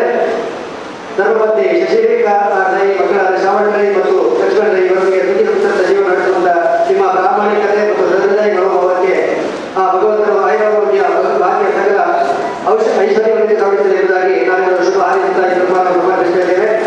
ಮತ್ತೊಬ್ಬರು ಶ್ರೀ ಅವಿನಾಶ್ ಪಂಚಾಯತ್ ಅಭಿವೃದ್ಧಿ ಅಧಿಕಾರಿ ಇವರು ಪುತ್ತೂರು ತಾಲೂಕಿನ ನೆಯ್ಯೂರು ಗ್ರಾಮದ ನಿವೃತ್ತ ಅಂಚೆ ಇಲಾಖೆ ಉದ್ಯೋಗಿ ಶ್ರೀ ರಾಘವೇಂದ್ರ ಮತ್ತು ಸಹಕಾರಿ ಬ್ಯಾಂಕ್ ಪಂಜಾಬ್ ನದಿಯ ಎಸ್ಡಿಎಂ ಕಾಲೇಜು ಇದೆ. ಆ ಪದವಿ ಶಿಕ್ಷಣ ವಿವೇಕಾನಂದ ಕಾಲೇಜು ಪುತ್ತೂರಿನಲ್ಲಿ ಮುಗಿಸಿ ಪದವಿ ನಂತರ 10 ವರ್ಷಗಳ ಕಾಲ ಬೆಂಗಳೂರು ಮತ್ತು ವಿದೇಶದಲ್ಲಿ ಖಾಸಗಿ ಸಂಸ್ಥೆಯಲ್ಲಿ ಉದ್ಯೋಗ 2014ರಲ್ಲಿ ಅಧಿಕಾರಿಯಾಗಿ ನಿವೃತ್ತಿಗೊಂಡು ಪ್ರಾಮಾಣಿಕ ದಕ್ಷಾಧಿಕಾರಿಯಾಗಿ ನಿರ್ವಹಣೆಯನ್ನು ಗಳಿಸಿದ್ದಾರೆ.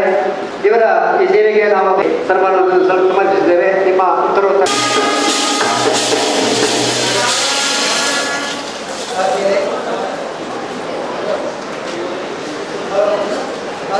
ಬಾಪುಗೌಡ ಇಬ್ಬರು ಸನ್ಮಾನಿತರಲ್ಲಿ ಸಂತೋಷ್ ಬಿರದಾರ ಮತ್ತು ವಿಜಯಕುಮಾರ್ ಮಾಮಾಡಿ ಇವರಿಬ್ಬರು ಕೂಡ ಪವರ್ಗಳಾಗಿ ಈ ಕಲಾಸಮಿತಿ ಕಾರ್ಯಕ್ರಮಕ್ಕೆ ವಿಶೇಷವಾದ ಸೇವೆ ಸಲ್ಲಿಸಿದವರು ಶ್ರೀ ಸಂತೋಷ್ ಬಿರದಾರ.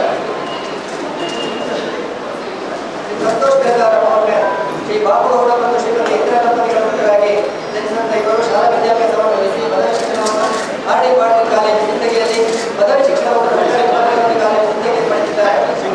ಎಷ್ಟೋ ಒಂದು ಅರ್ಥಾಂತ ಕಾರ್ಯಪಾಲನಾ ಶಾಖೆ ಎಷ್ಟೋ ಮಕ್ಕಳಿಗೆ ಪವರ್ಗಳನ್ನಾಗಿ ಸೇವೆ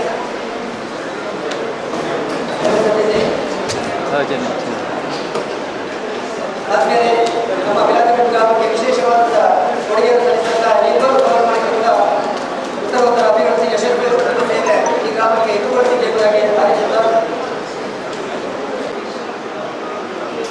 ಪ್ರಧಾನಮಂತ್ರಿ ಜನರಿಕ್ ಔಷಧದ ಒಂದು ಕೇಂದ್ರ, ಜನರಿಕ್ ಮೆಡಿಕಲ್ ಸೆಂಟರ್, ಇದರ ಒಂದು ಕೇಂದ್ರ. ಇದನ್ನು ಇವತ್ತು ಈ ಬಿಲಾತಪೆಟ್ಟು ರೈತರ ಸೇವಾ ಸಹಕಾರ ಪಡ್ಕೊಂಡಿದ್ದೆ. ಅದಕ್ಕೆ ನಾನು ಉಡುಪರೆ ನಾನು ನಿಮ್ಮನ್ನು ಏನು ಸಭಾಭವನ ನಿರ್ಮಾಣ ಮಾಡಿದ್ದೀರಿ, ಔಷಧಿ ಈ ಭಾಗದ ಜನರಿಗೆ ತುಂಬ ಸೌಲಭ್ಯ ಕೊಡ್ತದೆ ನಾನಾದರೂ ಭಾವಿಸಿಕೊಂಡಿದ್ದೇನೆ. ಯಾವುದೇ ನಗರ ಪೇಟೆ ಪಟ್ಟಣದಲ್ಲಿ ಕಡಿಮೆ ಇಲ್ಲದಂತೆ ಈ ಸುವಿಧಾ ಕಟ್ಟಡಕ್ಕೆ ಬರೋದಕ್ಕೆ ಸುವಿಧವಾದ ಒಂದು ಲಿಫ್ಟ್ ಸೌಲಭ್ಯ ಒದಗಿಸಿಕೊಟ್ಟಿದೆ. ನಾನು ಅದಕ್ಕೆ ಈ ಸಹಕಾರ ಸಂಘದ ಅಧ್ಯಕ್ಷರಿಗೆ, ಆಡಳಿತ ಮಂಡಳಿ ಎಲ್ಲ ಸದಸ್ಯರುಗಳಿಗೆ ಮತ್ತು ಸದಸ್ಯರಿಗೆ, ಸಿಬ್ಬಂದಿಗಳಿಗೆ, ಸದಸ್ಯರಿಗೆ ಅಭಿನಂದನೆ ಸಲ್ಲಿಕೆ ಮಾಡ್ತೇನೆ. ಬಹುಶಃ ಇದು ಬಾಕಿತ್ತು ಉಳಿದ ಸಹಕಾರ ಸಂಘದ ಆದರ್ಶವಾಗ್ತದೆ. ಸಹಕಾರ ಸಂಘವನ್ನು ತಾನು ಉಳಿತ ಚಟುವಟಿಕೆ ಮಾಡ್ತಾ ಮಾಡ್ತಾ ಗ್ರಾಮದ ಜನಕ್ಕೆ ಸಹಕಾರಗೊಳಿಸಲಿಕ್ಕೆ ಸಾಧ್ಯ ಆದಾಗ ಆ ಸಹಕಾರ ಸಂಘ ಅದು ಯಶಸ್ವಿ ಆಗ್ತದೆ. ನಾನು ಅಭಿನಂದನೆ ಮಾಡಬೇಕು. ಬಂಟ್ವಾಳ ತಾಲೂಕಿನ ಹೆಚ್ಚಿನ ಸಹಕಾರ ಸಂಘದ ಮ್ಯಾನೇಜರ್ಗಳು ತಾವು ಇಲ್ಲಿ ಉಪಸ್ಥಿತರಿದ್ದೀರಿ. ಬಂಟ್ವಾಳ ತಾಲೂಕಿನ ಸಹಕಾರ ಸಂಘದ ಅಧ್ಯಕ್ಷಗಳು ಸಭೆಯಲ್ಲಿ ಉಪಸ್ಥಿತರಿದ್ದೀರಿ. ಬಹುಶಃ ನಮಗೆಲ್ಲ ಇದೊಂದು ಆದರ್ಶವಾಗ್ತದೆ. ಬಿಲಾತಪೆಟ್ಟು ರೈತರ ಸೇವಾ ಸಹಕಾರ ಸಂಘ ಒಂದು ಸುಂದರವಾದ ಕಟ್ಟಡವನ್ನು ನಿರ್ಮಾಣ ಮಾಡಿ ಕಳೆದ ವರ್ಷ ಅಕ್ಟೋಬರ್ 3ನೇ ತಾರೀಕಿಗೆ ಲೋಕಾರ್ಪಣೆ ಮಾಡಿದೆ. ಇವತ್ತು ನವೆಂಬರ್ 20ನೇ ತಾರೀಕಿಗೆ ಸಹಕಾರ ಸಪ್ತಾಹದ ಕೊನೆಯ ದಿವಸಕ್ಕೆ ಇನ್ನೊಂದು ಹೊಸ ಸಾಹಸವನ್ನು ಮಾಡಿದ್ವಿ. ಈ ಸುವಿಧಾ ಸಭಾ ಮಂಟಪವನ್ನು ಸಮಾಜಕ್ಕೆ ಸಮರ್ಪಣೆ ಮಾಡಿದ್ವಿ. ಕೆರೆ ನೀರನ್ನು ಕೆರೆಗೆ ಚೆಲ್ಲಿ ಸಹಕಾರ ಸಂಘ ಒಂದು ಲಾಭ ಮಾಡುವ ಉದ್ದೇಶ ಅಲ್ಲ. ಸಹಕಾರ ಸಂಘ ಲಾಭವನ್ನು ಮಾಡಿ ಡಿವಿಡೆಂಡ್ 8% ಜಾಸ್ತಿ ಕೊಟ್ಟಿದೆ, ಅದು ಮುಖ್ಯ ಅಲ್ಲ. ಸಹಕಾರ ಸಂಘ ಒಂದು ಕೆಲಸ ಮಾಡ್ತಾ ಮಾಡ್ತಾ ಮಾಡ್ತಾ ಜನಕ್ಕೆ ಯಾವ ರೀತಿಯ ಸೌಲಭ್ಯ ಕೊಟ್ಟಿದೆ ಅದು ಬಹುಶಃ ತುಂಬ ಆದರ್ಶವಾಗ್ತದೆ ಅಂತ ನಾನಾದರೂ ಭಾವಿಸಿಕೊಂಡಿದ್ದೇನೆ. ಕಿರಾತಪಟ್ಟು ಸೇವಾ ಸಹಕಾರ ಸಂಘ ನೂರಾರು ವರ್ಷಗಳಿಂದ 1920ನೇ ಇಸ್ವಿಯಿಂದ ಕೆಲಸ ಮಾಡಲಿಕ್ಕೆ ಆರಂಭ ಮಾಡಿದೆ. ಇನ್ನು 17 ವರ್ಷದಲ್ಲಿ ಶತಮಾನೋತ್ಸವ ಆಚರಣೆ ಮಾಡ್ತದೆ. ಆಗ ನೀವೆಲ್ಲರೂ ಕೂಡ ಜೀವಂತವಾಗಬೇಕು ಅಂತ ನಾನು ದೇವರಲ್ಲಿ ಪುರಂದರದಿಂದ ನಾನು ಸ್ಮರಣೆ ಮಾಡಿ ನನ್ನ ಆಡಳಿತ ಮಂಡಳಿಯ ಸದಸ್ಯ ಧ್ವಜ ಹೊಸ ಭವ್ಯ ದಿವ್ಯ ಸೇವಾ ಸಹಕಾರ ಸಂಘ ಬಹುಶಃ ಇಲ್ಲಿವರೆಗೆ ಮೇಲೆ ಬರಬೇಕಾದ್ರೆ ಆಗುದಿಲ್ಲ. ಸಹಕಾರ ಸಂಘ ಯಶಸ್ವಿ ಆಗಬೇಕಾದ್ರೆ ಈ ಜನಕ್ಕೆ ವಿಭಾಗ ಜನಕ್ಕೆ ಏನು ಮಾಡಬೇಕು ಅಂತ ಯೋಚನೆ ಮಾಡಿ ಸಹಕಾರ ಸಂಘದ ಸಾಲ ಪಡೆದ ಎಂಟು ಸಾವಿರದ ಸದಸ್ಯನೊಬ್ಬನಿಗೆ ಈ ಗದ್ದೆ ನಿನ್ನ ಗದ್ದೆಯಲ್ಲಿ ಬಿತ್ತನೆ ಮಾಡುವುದಕ್ಕೆ ಯಾವ ಸರಿಯಾದ ಬಿತ್ತನೆ ಬೀಜ ಅಂತ ಆಯ್ಕೆ ಮಾಡುವ ತೊಡಗಿ ಆ ಗದ್ದೆಯನ್ನು ಹಸನು ಮಾಡುವುದಕ್ಕೆ ಬೇಕಾದ ಯಂತ್ರಗಳನ್ನು ಬಾಡಿಗೆ ಮೂಲಕವಾಗಲಿ ಓನರ್ಶಿಪ್ ಮೂಲಕವಾಗಲಿ ಸಾಲ ಬಿತ್ತನೆ ಮಾಡುವ ವ್ಯವಸ್ಥೆ. ಆಮೇಲೆ ಬೇರೆ ಭತ್ತದ ಬೆಳೆ ಬೆಳೆದ ಮೇಲೆ ಯೋಗ್ಯ ಕಾಲಕ್ಕೆ ಏನು ರಸಗೊಬ್ಬರ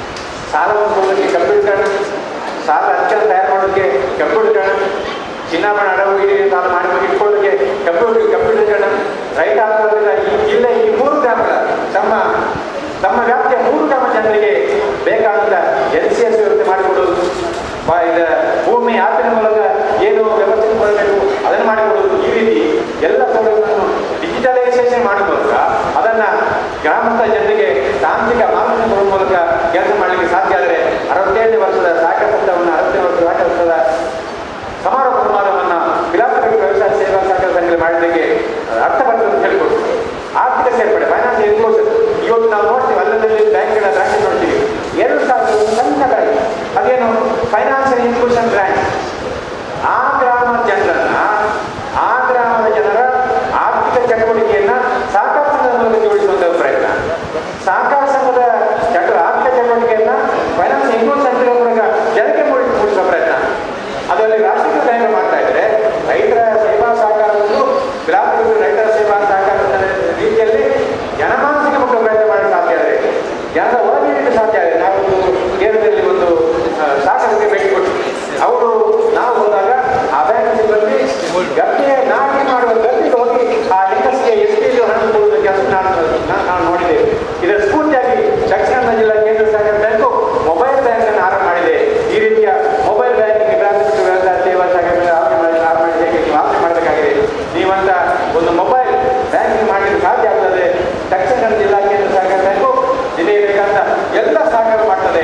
ಆ ಮೂಲಕ ಒಂದು ವಿನೂತನ ಕ್ರಾಂತಿಯನ್ನು ತಾವು ಮಾಡಬೇಕು ನಮ್ಮಲ್ಲಿ ಕೈಯಲ್ಲಿ ವಿನಂತಿಯನ್ನು ಮಾಡಿಕೊಳ್ತಾರೆ. ಸಾಮಾಜಿಕ ಜಾಲತಾಣದ ಮೂಲಕ ಸಹಕಾರದ ಬೆಳವಣಿಗೆ ಇವತ್ತು ಫೇಸ್ಬುಕ್ ಇದೆ, ವಾಟ್ಸಪ್ ಇದೆ, ಇನ್ಸ್ಟಾಗ್ರಾಮ್ ಇದೆ, ಮತ್ತೆಲ್ಲ ಏನಿದೆ ನನ್ನ ಡ್ರೈವರಿಗೆ ಗೊತ್ತಿದೆ, ನನಗೆ ಗೊತ್ತಿಲ್ಲ. ಇಂತಹ ಸಂಗತಿಗಳು ಸಾಮಾಜಿಕ ಜಾಲತಾಣವನ್ನು ನಾವು ಯಶಸ್ವಿಯಾಗಿ ಉಪಯೋಗ ಮಾಡಲು ಸಾಧ್ಯ. ಸಹಕಾರ ಸಂಘದ ಚಟುವಟಿಕೆಯಲ್ಲಿ ನಿಯೋಜನೆ ಕಾರ್ಯಕ್ರಮ, ಈ ಚಟುವಟಿಕೆಯನ್ನು ನೀವು ಫೇಸ್ಬುಕ್ಕಿನಲ್ಲಿ ಹರಿಯಬಿಡಲಿಕ್ಕೆ ಸಾಧ್ಯ ಆಗುತ್ತೆ. ಇವತ್ತು ನ್ಯೂಸನ್ನು ನೀವು ಫೇಸ್ಬುಕ್ಕಿನ ಹರಿಯಬಿಡಲಿಕ್ಕೆ ಸಾಧ್ಯ ಆದರೆ ಇವತ್ತು ಸಭೆಗೆ ಬಾರದವರಿಗೆ ಕೂಡ ಏನು ಈ ಸಹಕಾರ ಸಂಘದ ಸಾಧ್ಯ ಆಗ್ತದೆ. ಇವತ್ತು ನಿಮ್ಮ 1000 ಜನಸಂಖ್ಯೆ ಪೈಕಿ ಒಂದು 100-150 ಮಂದಿ ಈ ಸಭೆಗೆ ಬಂದಿದೆ. ಅವ್ರಿಗೆ ಮಾತ್ರ ಗೊತ್ತಾಗ್ತದೆ. ಅವರು ಹೋಗಿ ಹೊರಗೆ ಹೇಳಿಕ್ಕೆ ಹೋಗುದಿಲ್ಲ, ಕಾರ್ಯಕ್ರಮ ಅಂತೇಳಿ ಮಾಡಿಸ್ಬಾರ್ದು ಬಾಯಿ ಕೊಡ್ತಾರೆ. ಆದರೆ ಸಹಕಾರ ಸಂಘದ ಎಲ್ಲ ಮಾತುಗಳನ್ನ ಸಾಮಾಜಿಕ ಜಾಲತಾಣದ ಮೂಲಕ ಅರಿಯೇ ಬಿಟ್ಟು ಅದನ್ನು ಜನಮಾನಸಿಕ ತಯಾರಾದರೆ ಸೇರಾಗಿ ಆಲೋಚನೆ ಮಾಡ್ತಾ ಇದ್ದೀನಿ. ನನಗೆ ಅನಿಸ್ತದೆ ಅಧಿಕಾರ ಸೇವಾ ಸಹಕಾರ ಯೋಚನೆ ಮಾಡ್ತಾ ಇದ್ದೀನಿ. ನನಗೆ ಅನಿಸ್ತದೆ ಸಹಕಾರ ಸಂಘವನ್ನು ಸಾಮಾಜಿಕ ಜಾಲತಾಣವನ್ನು ಉಪಯೋಗ ಮಾಡಿಕೊಂಡು ಬ್ಯಾಂಕಿಂಗ್ ಚಟುವಟಿಕೆಯನ್ನು ಬೆಳವಣಿಗೆ ಮಾಡಲಿಕ್ಕೆ ಸಾಧ್ಯ ಅಂದರೆ, ಬ್ಯಾಂಕಿಂಗ್ ಚಟುವಟಿಕೆಯನ್ನು ಸಹಕಾರ ಸಂಘವನ್ನು ಸಹಕಾರದ ಸಿಬ್ಬಂದಿ ಸದಸ್ಯರಿಗೆ ಸಾಮಾಜಿಕ ಜಾಲತಾಣದ ಮೂಲಕ ಅದು ಆನ್ಲೈನ್ ಮೂಲಕ ಮುಟ್ಟಲಿಕ್ಕೆ ಸಾಧ್ಯ ಆದರೆ ಬಹುಶಃ ಈ ದಿವಸ ಇದನ್ನು ಯಶಸ್ವಿಯಾಗಿ ಸಹಕಾರದ ಸಪ್ತಾಹವನ್ನು ಆಚರಣೆ ಮಾಡ್ತಿರೋದಕ್ಕೆ ನೀವು ಪಾತ್ರ ಆಗ್ತೀರಿ. ನಾನು ಕೇಂದ್ರ ಸರ್ಕಾರಕ್ಕೆ ಅಭಿನಂದನೆ ಸಲ್ಲಿಕೆ ಮಾಡಬೇಕು. ಕೇಂದ್ರ ಸರ್ಕಾರವು ಪ್ರಾಥಮಿಕ ರೈತರ ಸಹಕಾರ ಸಂಘಗಳ ಸಂಪೂರ್ಣೀಕರಣಕ್ಕೆ 1,900 ಕೋಟಿ ರೂಪಾಯಿಗಳ ಅನುದಾನ ಕೊಡಲು ಚಿಂತನೆ ಮಾಡ್ತಾ ಇದೆ. 1,900 ಕೋಟಿ ರೂಪಾಯಿಗಳ ಅನುದಾನ. ಇದು ಸಣ್ಣ ಅನುದಾನ ಏನಲ್ಲ. ಒಂದು ರಾಜ್ಯಕ್ಕೆ 250 ಕೋಟಿ ರೂಪಾಯಿ ಅನುದಾನ, ಒಂದು ಜಿಲ್ಲೆಗೆ 10 ಕೋಟಿ ರೂಪಾಯಿ ಅನುದಾನ. ಅಂದರೆ ಒಂದು ಸೊಸೈಟಿ, ಒಂದು ಗ್ರಾಮ ಸಹಕಾರ ಸಂಘಕ್ಕೆ 4 ಕೋಟಿ ರೂಪಾಯಿಗಳ ಅನುದಾನ ಕೊಡಲಿಕ್ಕೆ ಸಾಧ್ಯ ಆಗ್ತದೆ. ಈ ರೀತಿ ಕೇಂದ್ರ ಸರ್ಕಾರ ಜನಮಾನಸಕ್ಕೆ ಪ್ರಯೋಜನ ಆಗುವಂಥ ಸಹಕಾರ ಸಂಘಗಳಿಗೆ ಬೆಳವಣಿಗೆ ಪ್ರಯೋಜನ ಆಗುವಂಥ ಎಲ್ಲ ಕೆಲಸಗಳು ಮಾಡ್ತಾ ಇದೆ.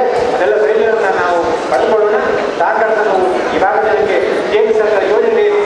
ಆ ಯೋಜನೆಯನ್ನು ಜನರಿಗೆ ಹೇಗೆ ಸಾಧ್ಯ ಆಗ್ತದೆ ಈ ಕುರಿತು ಯೋಜನೆ ಮಾಡಲಿಕ್ಕೆ ಸಾಧ್ಯ ಆದರೆ ನೀವು ಕೆಳಗಡೆ ಏನು ಫಾಲೋ ಮಾಡಲಿಕ್ಕೆ ಯೋಚನೆ ಮಾಡ್ತಾ ಇದ್ದೀರಿ. ಕೆಳಗೆ ಸೂಪರ್ ಬಜಾರ್ ಯೋಚನೆ ಮಾಡ್ತಾ ಇದ್ದೀರಿ.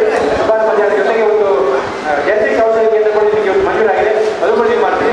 ಅದರ ಜೊತೆಗೆ ಒಂದು ಮಾಹಿತಿಯನ್ನು ಮಾಡಲಿಕ್ಕೆ ಸಾಧ್ಯ. ಮಾಹಿತಿಯನ್ನು ಮಾಡಲಿಕ್ಕೆ ಸಾಧ್ಯ ಅಂದರೆ ಬಹುಶಃ ವಿರಾಟಪಟ್ಟ ರೈತರ ಸೇವಾ ಸಹಕಾರ ಸಂಘ ಇರುವುದಕ್ಕೆ ಒಂದು ಸಾರ್ಥಕ ಇರ್ತದೆ. ಏನು ಮಾಹಿತಿ ಕೇಂದ್ರ ಕೇಂದ್ರ ಸರ್ಕಾರ ಕೊಟ್ಟದ್ದು ಯೋಜನೆ ಏನು, ಆ ಯೋಜನೆಗಳ ನೀತಿಗಳೇನು, ಆ ಯೋಜನೆಯನ್ನು ಕಾರ್ಯಗತ ಮಾಡುವುದು ಹೇಗೆ, ಆ ಯೋಜನೆಗೆ ಫಲಾನುಭವಿ ಯಾರು, ಆ ಯೋಜನೆಗೆ ಫಲಾನುಭವಿ ಹೇಗೆ ಆಯ್ಕೆ ಮಾಡಬೇಕು ಅಂತ ಮಾಹಿತಿ ಕೊಡುವುದು. ಜೊತೆಗೆ ರಾಜ್ಯ ಸರ್ಕಾರ ಕೈಗೊಂಡ ಅಭಿವೃದ್ಧಿ ಯೋಜನೆ ಏನು, ಅದರ ಪ್ರಯೋಜನಗಳು ಹೇಗೆ ಬೇಕು ಮತ್ತು ಅದರ ಫಲವನ್ನು ಹೇಗೆ ಬೆಳೆದು ಮುಟ್ಟಿಸಬೇಕು ಅಂತ ಯೋಚನೆ ಮಾಡುವ ಮೂಲಕ ಅವರಿಗೆ ಆಧಾರ್ ಕಾರ್ಡ್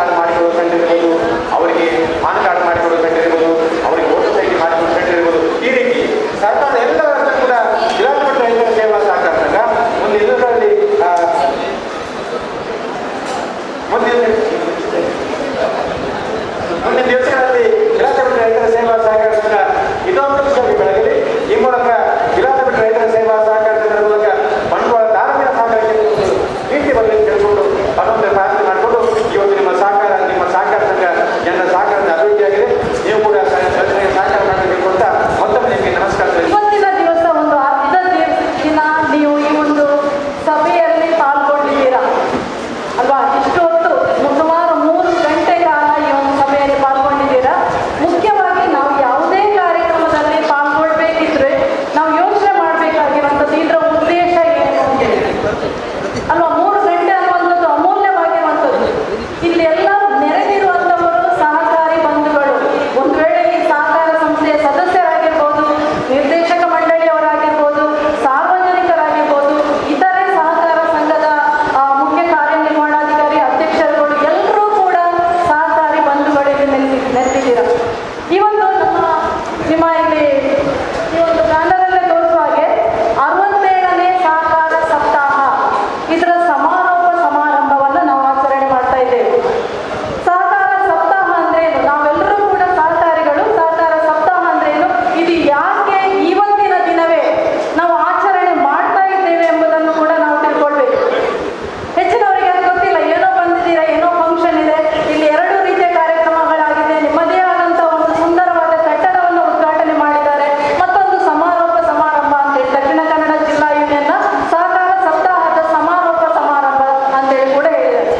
ಇದು ಏನಿದು? ನೀವು ಈಗಾಗಲೇ ಹೆಚ್ಚಿನವರು ಕಳೆದ ನವೆಂಬರ್ 14ರಿಂದ 20ರವರೆಗೆ ಸಾಮಾನ್ಯ ಎಲ್ಲಾ ಕಾರ್ಯಕ್ರಮದಲ್ಲೂ ಕೂಡ ಭಾಗಿಯಾಗಿದ್ದೀರಾ. ನಾವೆಲ್ಲರೂ ಸಹಕಾರಿಗಳು. ನೀವು ಕಮರ್ಷಿಯಲ್ ಬ್ಯಾಂಕ್ ಅನ್ನು ನೋಡಿದ್ದೀರಾ, ಖಾಸಗಿ ಕಂಪನಿಯವರನ್ನು ನೋಡಿದ್ದೀರಾ. ಅವರಿಗಿಂತ ಭಿನ್ನವಾಗಿ ನಾವು ಸಹಕಾರಿಗಳು. ಕೋಆಪರೇಟಿವ್ ಸೆಕ್ಟರ್ ಅಲ್ಲಿರುವಂಥದ್ದು ಕೋಆಪರೇಷನ್, ಸಹಕಾರ ಅನ್ನುವಂಥ ಪದವೇ ಬಹಳ ಒಂದು ಸುಂದರ ಪದ. ಒಟ್ಟಿಗೆ ಸೇರಿ ಒಂದು ಸಂಸ್ಥೆಯ ಗುರಿ ಸಾಧನೆಯನ್ನ ಮಾಡುವಂತ ಒಂದು ಸುಂದರವಾದಂಥ ಪರಿಕಲ್ಪನೆ ನಮ್ಮ ಸಹಕಾರ ಕ್ಷೇತ್ರದ ಸದಸ್ಯರೆಲ್ಲರೂ ಸೇರಿ ತಮ್ಮ ನಾಯಕರನ್ನ ಆಯ್ಕೆ ಮಾಡ್ತಾರೆ. ಇಲ್ಲಿ ಸಹಕಾರ ವ್ಯವಸ್ಥೆ ಅನ್ನುವಂಥದ್ದು ಪ್ರಜಾಪ್ರಭುತ್ವದ ಪ್ರೈಮರಿ ಶಾಲೆ ಅಂತ ಹೇಳಿದ್ದಾರೆ. ಎಷ್ಟು ಚೆನ್ನಾಗಿ ಹೇಳಿದ್ದಾರೆ ನೋಡಿ. ಪ್ರಜಾಪ್ರಭುತ್ವ ವ್ಯವಸ್ಥೆಯಲ್ಲಿ ನಮ್ಮ ನಾಯಕರನ್ನ ನಾವೇ ಆಯ್ಕೆ ಮಾಡ್ತೇವೆ. ಜನರಿಂದ ಜನರಿಗಾಗಿ ಇರುವ ಜನರ ಸರ್ಕಾರವನ್ನು ನಾವು ಕಾಣ್ತೇವೆ. ಅದೇ ರೀತಿಯಲ್ಲಿ ಒಂದು ಸಹಕಾರ ಸಂಸ್ಥೆಯಲ್ಲಿ ಕೂಡ ಅದೇ ರೀತಿ ಸಣ್ಣ ಮಟ್ಟಿಗೆ ನಾವು ನೋಡ್ತಾ ಇದ್ದೇವೆ. ಸದಸ್ಯರಿಂದ ಸದಸ್ಯರಿಗಾಗಿ ಇರುವ ಸದಸ್ಯರ ಸಂಸ್ಥೆ. ನಿಮ್ಮ ನಾಯಕರು ಈ ಸಂಸ್ಥೆಗೆ ಎಲ್ಲ ಒಂದು ನಿರ್ದೇಶನ ಕೊಡುವಂಥದ್ದು, ಆ ಗುರಿಯನ್ನು ಹೇಗೆ ಸಾಧನೆ ಮಾಡಬೇಕು ಅಂತ ಸಿಬ್ಬಂದಿಗಳಿಗೆ ನಿರ್ದೇಶನ ಕೊಡ್ತಾರೆ. ಸೊ ಸಿಬ್ಬಂದಿಗಳ ಮೂಲಕ ಈ ಕೆಲಸ ಕಾರ್ಯಗಳೆಲ್ಲ ನಡೆಯುವಂಥದ್ದು. ಸೊ ಇಂಥ ಒಂದು ವ್ಯವಸ್ಥೆಯನ್ನೇ ಸಹಕಾರ ಅಂತೇಳಿ ಹೇಳ್ತೀವಿ ನಾವು. ಖಾಸಗಿ ಸಂಸ್ಥೆಯಲ್ಲಿ ಅದಲ್ಲ. ಕೆಲವು ಮಾಲೀಕರು, ಓನರ್ಸ್ ಅಂತೇಳಿ ಮಾಲೀಕರು ಅಂದ್ರೆ ಕೆಲವು ಖಾಸಗಿ ವ್ಯಕ್ತಿಗಳು ಅಲ್ಲಿ ಏನು ಲಾಭ ಬಂದಿದೆ ಎಲ್ಲ ಕೂಡ ಅವರ ಪಾಲಾಗಿರ್ತದೆ. ಇಲ್ಲಿ ಹಾಗಲ್ಲ. ನಾವೆಲ್ಲರೂ ಮಾಲೀಕರು, ಸದಸ್ಯರೆಲ್ಲರೂ ಮಾಲೀಕರು. ಅಲ್ಲಿ ಏನಾಗಿದೆಯೋ, ಲಾಭ ಆಗಿದೆ, ನಷ್ಟ ಆಗಿದೆ, ಅದಕ್ಕೆಲ್ಲರೂ ನಾವೇ ಪಾಲುದಾರರಾಗಿರ್ತಾರೆ. ಸೊ ಇಂಥ ಒಂದು ಸುಂದರ ಕಲ್ಪನೆ ಇರುವಂಥ ಕ್ಷೇತ್ರ ಯಾವುದು ಅಂತ ಹೇಳಿದ್ರೆ ಸಹಕಾರ ಕ್ಷೇತ್ರ. ಯಾಕೆ ಅಂತ ಹೇಳಿದ್ರೆ ಜನರಿಗೆ ನೇರವಾಗಿ ಮುಟ್ಟುವಂಥ ಒಂದು ವ್ಯವಸ್ಥೆ ಇದ್ರೆ ಅದು ಸಹಕಾರ ವ್ಯವಸ್ಥೆ. ಇಲ್ಲಿ ನಾನು ಒಂದು ಸಣ್ಣ ಉಲ್ಲೇಖ ಮಾಡಲಿಕ್ಕೆ ಬಯಸಿದ ತಪ್ಪಾಗ್ಲಿಕ್ಕಿಲ್ಲ ಅಂತ ಅನಿಸ್ಕೊಳ್ತೇನೆ. ನಾವು ಕಾಲೇಜಲ್ಲಿ ಓದ್ತಾ ಇದ್ದಾಗ ಆಗ ಭಾರತ ಕಂಡಂಥ ಅತ್ಯಂತ ಸಣ್ಣ ವಯಸ್ಸಿನ ಪ್ರಧಾನಮಂತ್ರಿಯಾದ ರಾಜೀವ್ ಗಾಂಧಿ ಒಂದು ಮಾತು ಇದೆ. ಆಗ ಗ್ರಾಮೀಣಾಭಿವೃದ್ಧಿ ನಮ್ಮ ಪಂಚಾಯತ್ ರಾಜ್ ಒಟ್ಟಾಗಿ ಮಾಡ್ತಾ ಇದ್ರು. ಅವ್ರು ಏನು ಹೇಳಿದಂದ್ರೆ 100 ರೂಪಾಯಿಯನ್ನ ಕೇಂದ್ರ ಸರ್ಕಾರದಲ್ಲಿ ಖರ್ಚು ಮಾಡಿದ್ರೆ ಬೇರೆ ಬೇರೆ ಇಲಾಖೆಗಳ ಮೂಲಕ ಅದು ಕರ್ನಾಟಕನ ಕೇರಳಕ್ಕೆ ಹೋಗಿ ಮುಟ್ಟುವಾಗ 20 ರೂಪಾಯಿ ಮಾತ್ರ ಹೋಗಿ ಮುಟ್ಟಿತ್ತು. ಬಾಕಿ ಎಲ್ಲ ಆಡಳಿತಾತ್ಮಕ ಖರ್ಚು, ವಿವಿಧ ಖರ್ಚುಗಳು. ಅದನ್ನು ಕೋಲಾರ ನಾನು ಹೇಳೋದಿಲ್ಲ ಅಷ್ಟೇ. ಆದರೆ ಸಹಕಾರಿ ಕ್ಷೇತ್ರದಲ್ಲಿ 1 ಲಕ್ಷ ಸಾಲ ಮನ್ನಾ ಆದರೆ ಪಡಿತರ 25 kg ಪ್ರತಿ ಪಡಿತರದಾರರಿಗೆ ನಿಗದಿಪಡಿಸಿದ್ರೆ ಅದು ಸಂಪೂರ್ಣವಾಗಿ ಹೋಗುತ್ತದೆ ಅಂತ ನಾವೆಲ್ಲ ಹೆಮ್ಮೆ ಮತ್ತು ಸಂತೋಷದಿಂದ ಹೇಳ್ಕೊಳ್ತೇವೆ. ಇವತ್ತು ರೈತರಿಗಾಗಿರ್ಬೋದು, ಮಹಿಳೆಯರಿಗಾಗಿರ್ಬೋದು, ಅನೇಕ ಜನರಿಗೆ ಅವರಿಗೆ ದಿನನಿತ್ಯದ ಅವಕಾಶಗಳಿಗೆ, ದಿನನಿತ್ಯದ ಸೌಲಭ್ಯಗಳನ್ನು ನಮ್ಮ ಸಹಕಾರಿ ವ್ಯವಸ್ಥೆಯನ್ನು ಬಳಸ್ಕೊಂಡು, ಅದು ಪಡಿತರ ಆಗಿರ್ಬೋದು, ನಿಬಡಿ ಸಾಲ ಆಗಿರ್ಬೋದು, ಸ್ವಸಹಾಯ ಸಂಘ ಆಗಿರ್ಬೋದು, ಇವತ್ತಿನ ಹೊಸ ಚಿಂತನೆ ಆದ ಜನೌಷಧಿ ಆಗಿರ್ಬೋದು. ಆದ್ರಿಂದ ಇಲ್ಲಿದ್ದಂಥ ಎಲ್ಲ ಸಭಿಕರಿಗೆ ಇದೇ ಮನವಿ, ನಮ್ಮ ಸಹಕಾರಿ ವ್ಯವಸ್ಥೆ ಮೇಲೆ ತಮ್ಮ ಈ ವಿಶ್ವಾಸ ಇದೇ ರೀತಿ ಇದ್ದು ನಮ್ಮ ಈ ಪಿಲಾಜಿಮೆಂಟು ಸಹಕಾರ ಸಂಘ ಹೇಗೆ ಬೆಳೆದಿದೆ ಅದು ಇನ್ನೊಂದು 7 ವರ್ಷದಲ್ಲಿ ಶತಮಾನವನ್ನು ಕಾಣ್ತಾ ಇದೆ. ಯಾಕಂದ್ರೆ ಯಾವುದನ್ನು ನಾವು ಮುಂದೆ ನೋಡಬೇಕು